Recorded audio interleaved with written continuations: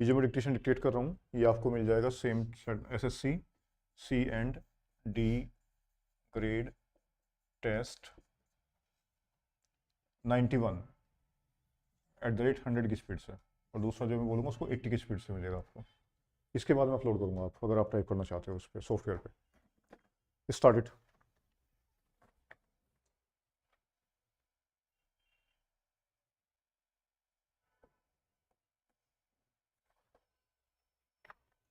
In conclusion, I would like to say a word in regard to employment with which I have been dealing so far. According to the figures supplied, the number of displaced persons from Bangladesh employed through employment exchanges is only 37,000. This is very meager compared with their total number, which comes to 32 lakhs according to the official figures. This is with regard to Bangladesh refugees.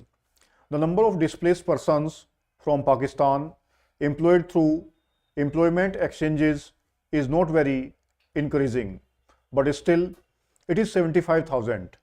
I would urge upon the Honorable Minister to take this into consideration and see that something is done to find employment for these people.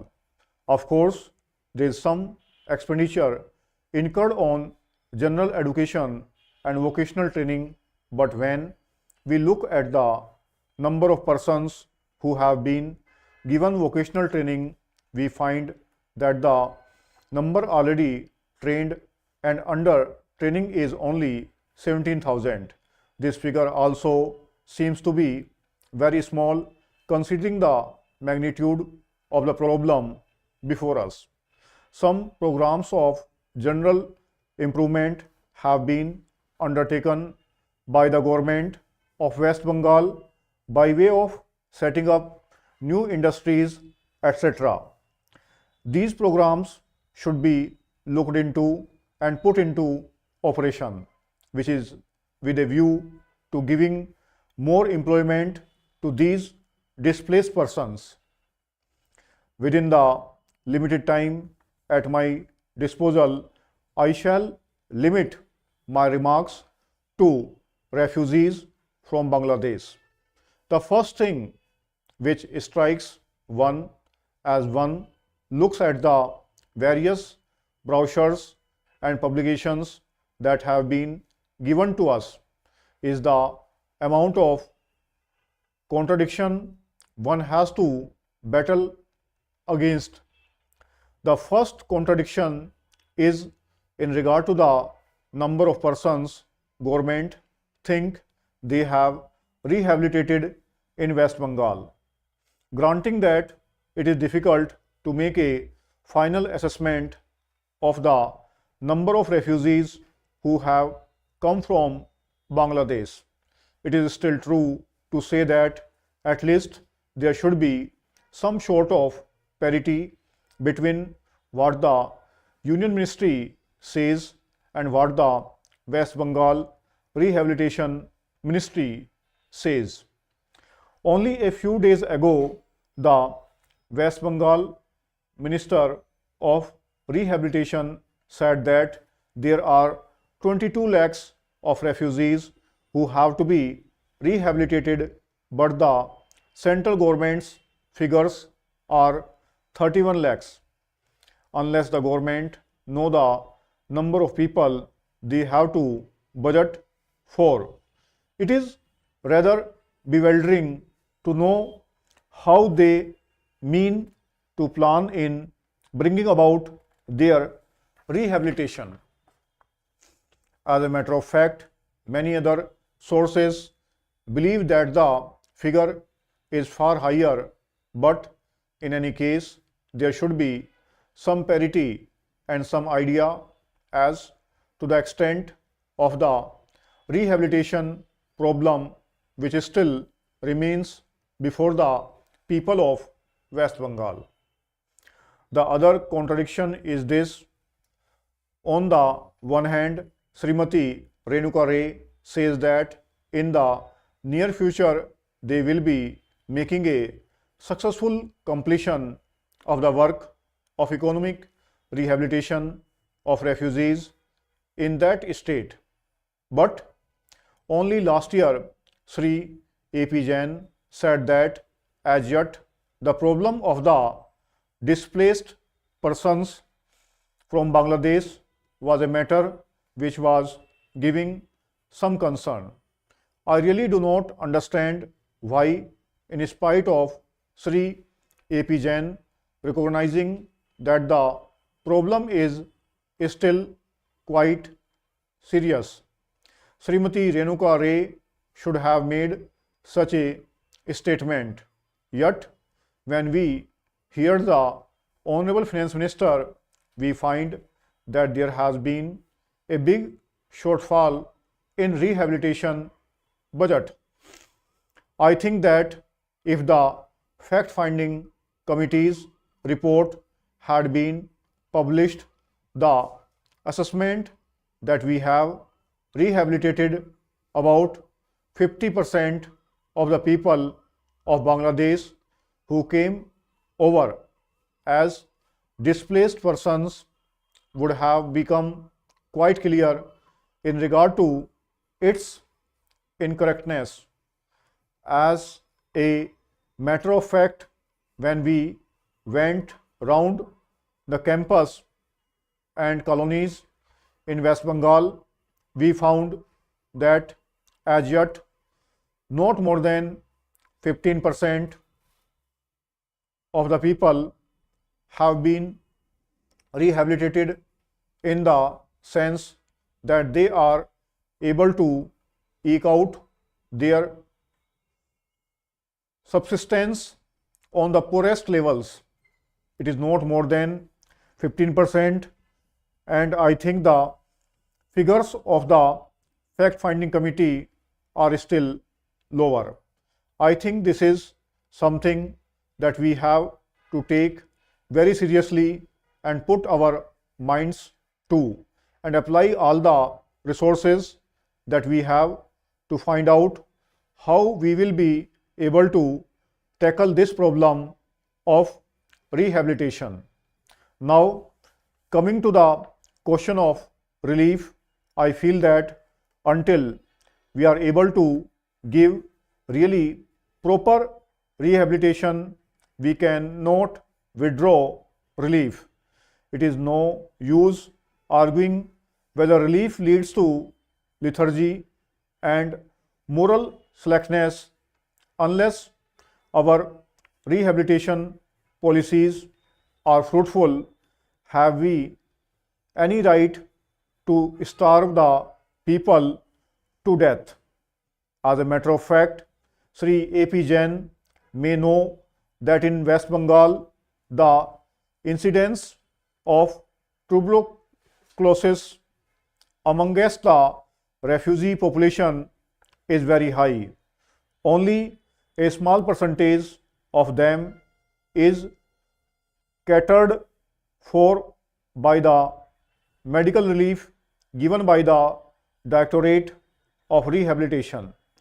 If I am to tell you the tragic fate of the refugees in West Bengal, I would refer you to a report which appeared in February 2004. Sir, the budget has been variously described and criticized as one that increases the burden of the common man, one which gives concessions to the rich and increases foreign investments. I agree, sir, that it is all this and much more. But it certainly is not a highwayman's budget. To my mind, sir, the budget is sincere, conscientious, and at the same time, it is a bold effort on the part of the finance minister, who is charged with heavy responsibility of finding resources for the 10th 5-year plan. This plan, to my mind, sir, is not at all ambitious. In view of our needs, it may be looked upon as a rather heavy demand. But looking to our needs, it is not very ambitious, sir.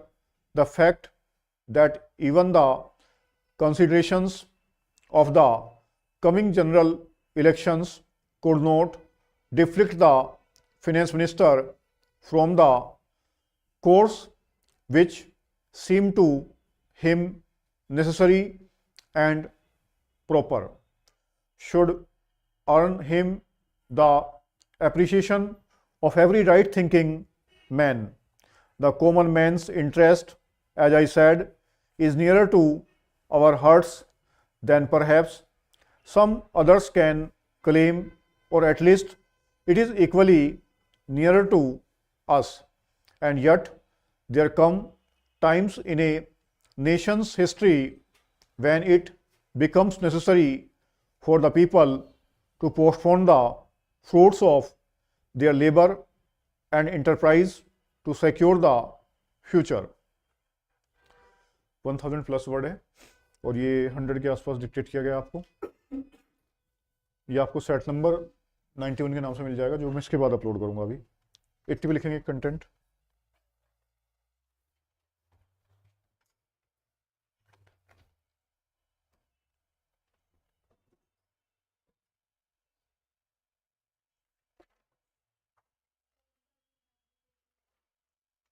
Rehabilitation.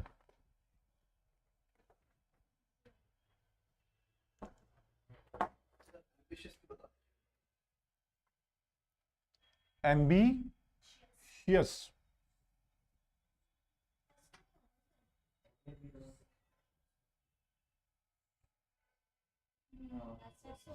ठीक है, दोनों ठीक है.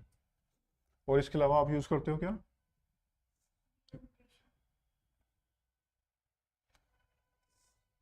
इसमें तो यहीं से बना देते हो बस. बी में ही सीधा सन लगा लो. ये बी है, ठीक है. लिखो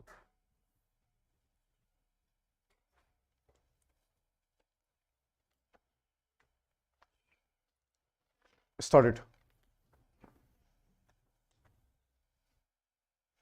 Mr.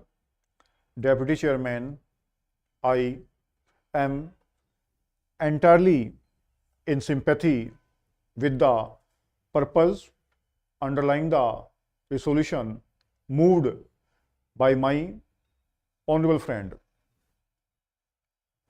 As I see it, the resolution seeks to inquire into the causes of increase in expenditure and suggest measures for effective economy.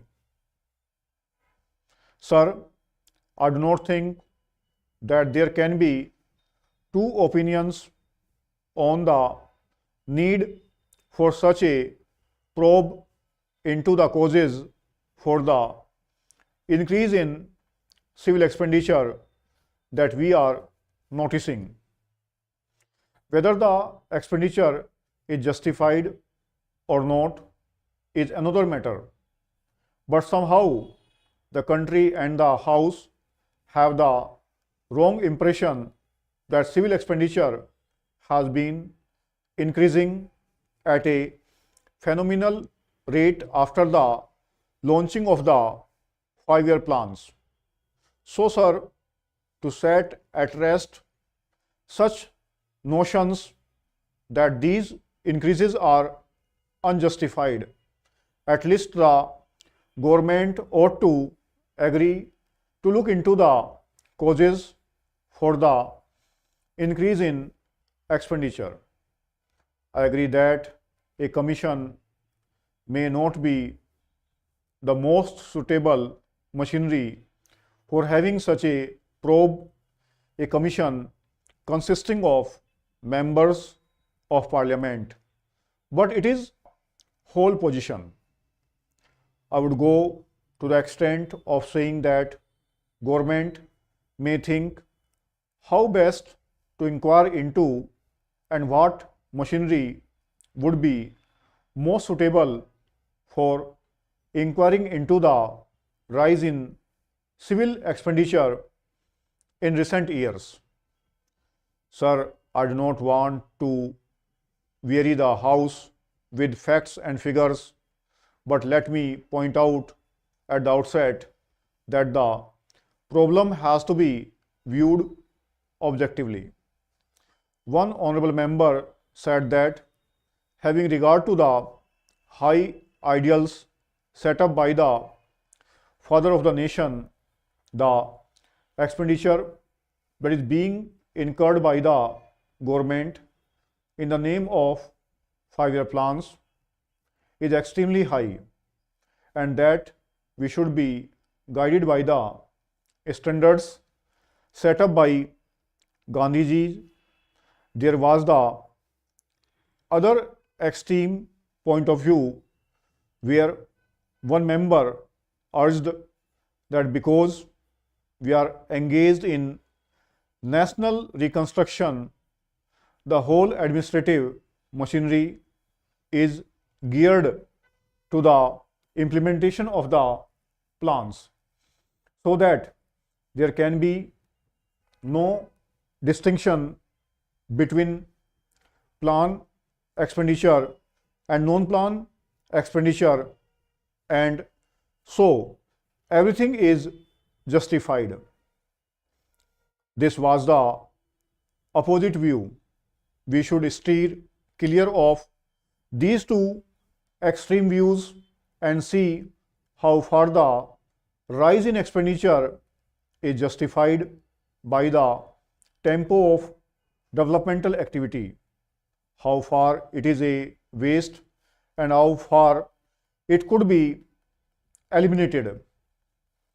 Sir, this problem has to be looked at from the larger perspective. From the limited point of view of reducing unnecessary expenditure, it is desirable, but there is the larger question, and it is this. We are, as the House is aware, engaged in implementing 5-year plans.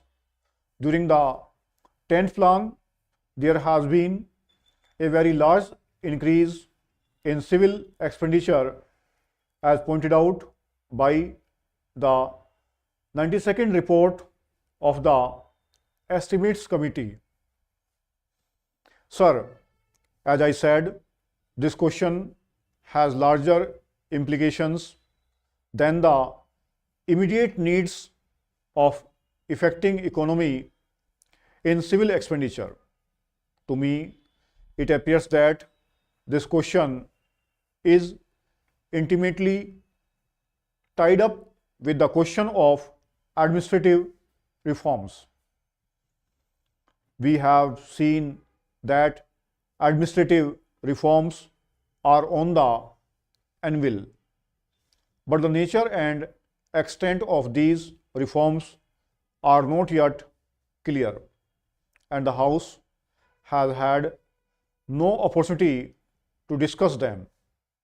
But reference was made by one or two friends to the reports on the question of reforms, but the reports related only to the need for reorganization of the Secretariat and did not relate to the question of rise in civil expenditure.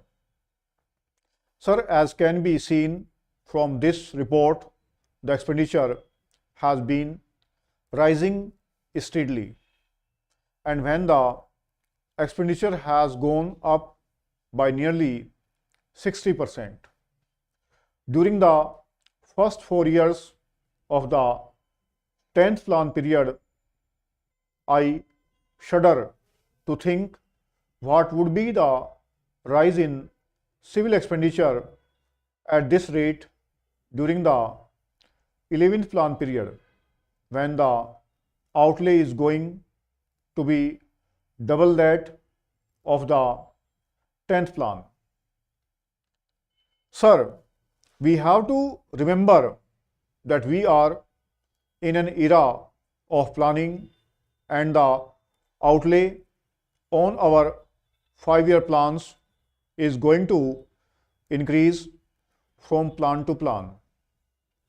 We have been through 5-year plans, and we are at the end of the 10th plan period, and this, I think, is the opportune time when we should review the working of the administrative machinery and the extent of civil expenditure vis-a-vis the outlay on developmental activities.